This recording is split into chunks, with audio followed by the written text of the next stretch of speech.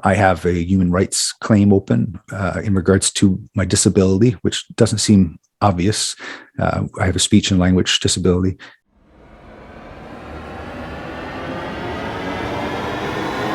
I had to be pushed into doing a appeal, which I did, and I got some help from you guys to fund that.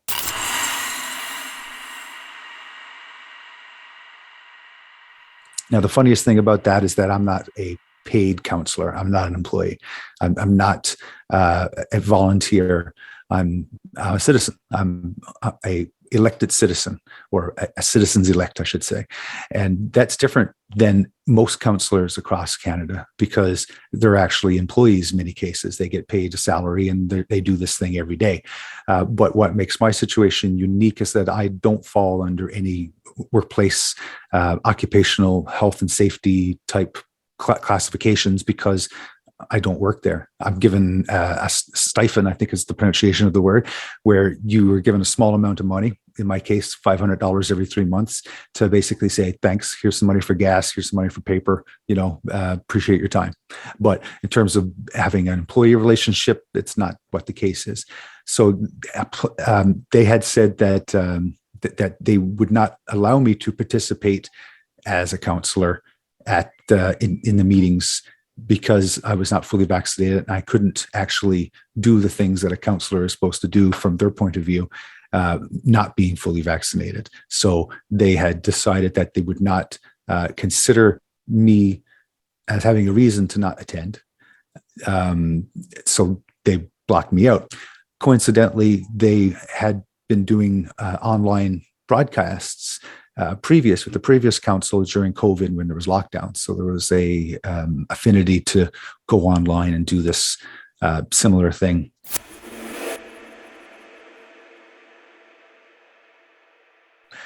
In February, everything went online, and they would not let me press the microphone button in order for it to speak.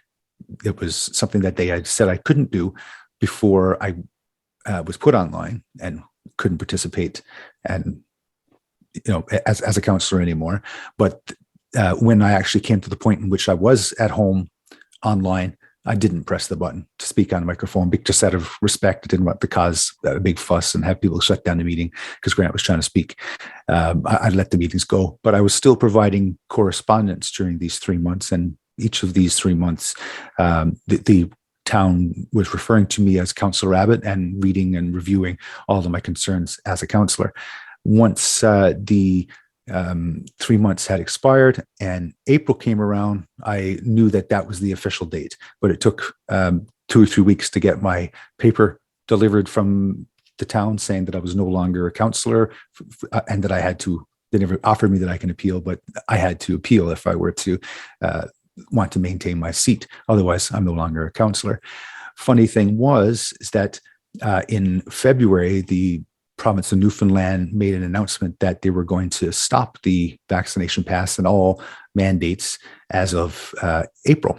So once April came around, it was no longer necessary. So in theory, the town didn't need to enforce this policy on me if it was all about being fair, because the province was saying it was no longer necessary for the Vax Pass in the upcoming months, which coincides with me no longer participating due to me not being able to have the Vax Pass. So any reasonable person concerned about being fair would say, well, this doesn't make sense anymore. Let's review the policy and let's change it and allow Grant to participate because it's no longer suggested anymore from the government agencies. But that didn't happen.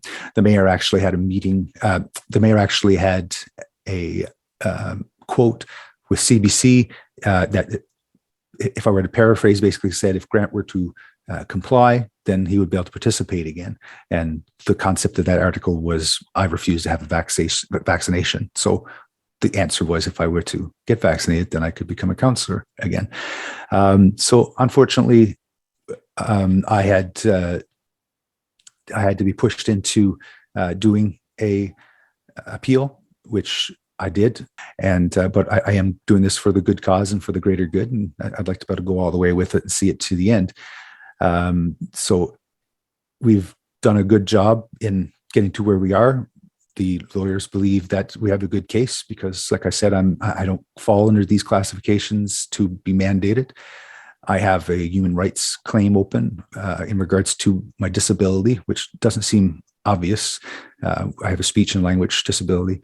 It may be obvious because I'm talking more than listening, I'm trying to keep my story on track and stuff, but that plays into how I interact with other people. And as long as people are aware of that and have accommodations for me, then I can fully function because I'm able to collect myself and make mistakes and correct myself and such if those kind of problems were to occur.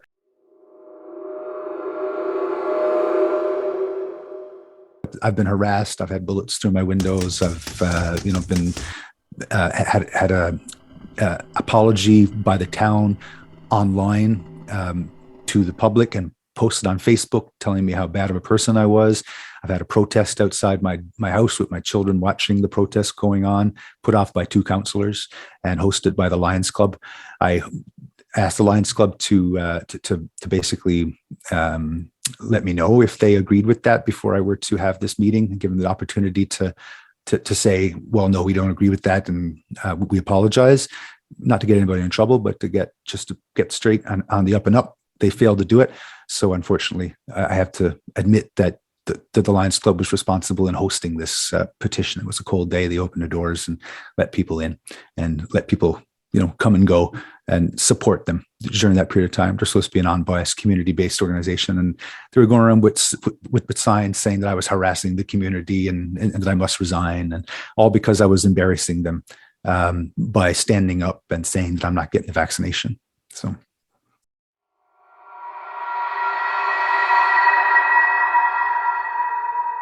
Well, throughout this whole process, I've been communicating ad nauseum with the town and trying to let them know what could happen, what shouldn't happen, and what the results would be if they were to take either path. I don't like playing games, as I said, so I've been very verbose in writing as to what my intentions were and where I would like it to go.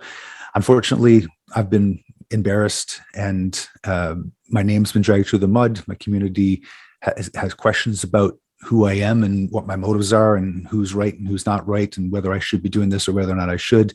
And the opportunity was given to the town council and the mayor to fix this. And I've been given opportunity to put a settlement towards them through a human resources investigation that the investigators said that I was not in fault for. He thought that I was totally at fault when he began the investigation, but all of this information I want to share. I want everybody to know what exactly has happened in and out, upside down, so that they can know the truth. A quote that I think I created and that I really stand behind is that I'd rather be uncomfortable with the truth than uncomfortable with a lie. So if I were to accept what people were to have said about me and what they believe about me, and from all the good that I've been trying to put forward to my community, and as a good guy, I really think I'm a good guy. I don't try to hurt people, and my motives are to help. All of my careers have been customer service, sales, and that kind of thing. And it's in my bones to help.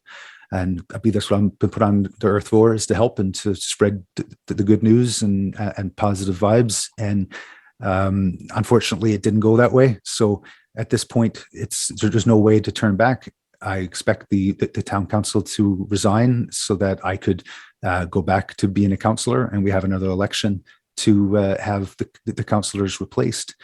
They actually went ahead and tried to schedule a nomination and an election to replace me just a few days ago.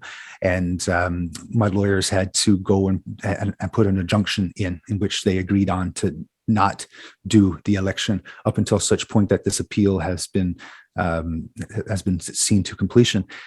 And it's just an example of where this has been going from day one. They haven't been given any legal advice proper in the beginning. They made lots of mistakes. I challenged it. I said, I'm not agreeing with it.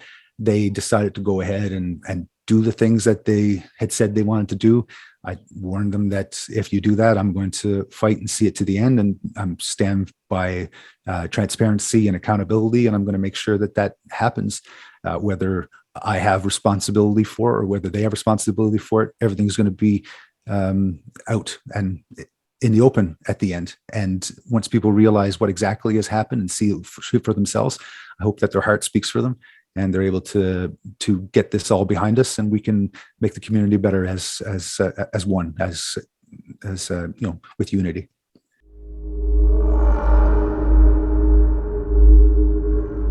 Who are we to not question this? We have the self-autonomy to make these choices, and not you, but who are you to ask me, to do this just because you say so? I've got a little spot on the back of my head. I've had it for about 4 years. If you're able to come and help me out with that and tell me why I have the spot in the back of my head, then maybe I'll have a chat with my doctor, and then you and the doctor can talk it out, and they can figure out what's best for my health, and then I'll take your advice. You know what I mean? But up until such point, me and my doctor and my family will make the decisions for me. Thank you.